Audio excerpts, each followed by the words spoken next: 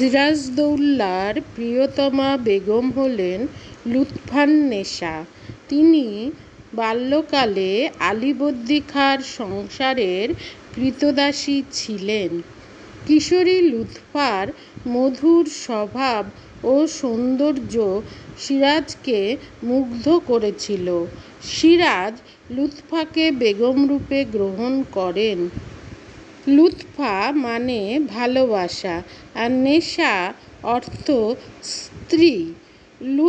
লুৎফান্নেসা অর্থে বোঝায় প্রিয়তমা স্ত্রী। সিরাজ এবং লুৎফা পরস্পরকে সত্যিই ভালোবাসতেন।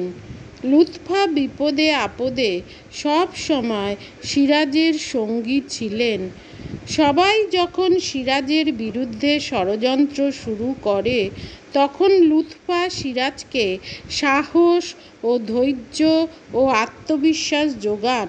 পলাশীর প্রান্তরে পরাজয়ের পর যখন পদে পদে বিপদ, ভয়, শঙ্কা জড়িয়ে তখন তিনি স্থির চিত্তে সিরাজকে সাহস জুগিয়ে যান। সিরাজকে হত্যার পর তাকে ও তার কন্যা জহুরাকে ঢাকায় নির্বাসিত করা হয়।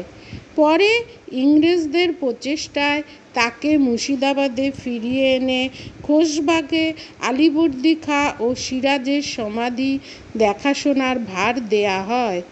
এই কাজের জন্য প্রতি মাসে ৩০৫ টাকা এবং ইংরেজদের কাছ থেকে প্রতি মাসে ১০০ টাকা বৃত্তি পেতেন।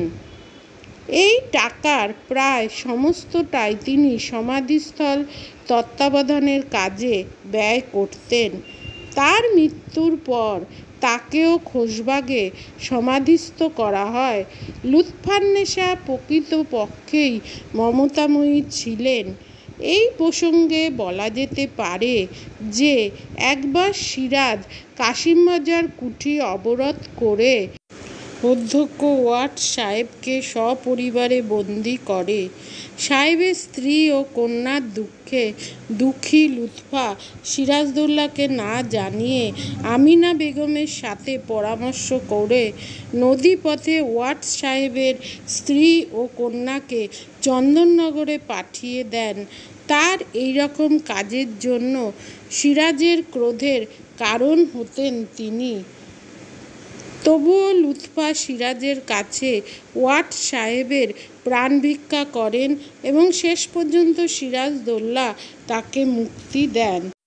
১৭৯০ সালে তার মৃত্যু হয়। তাকে তার স্বামীর সমাধির পাশে খোশবাগে সমাধিস্থ করা হয়।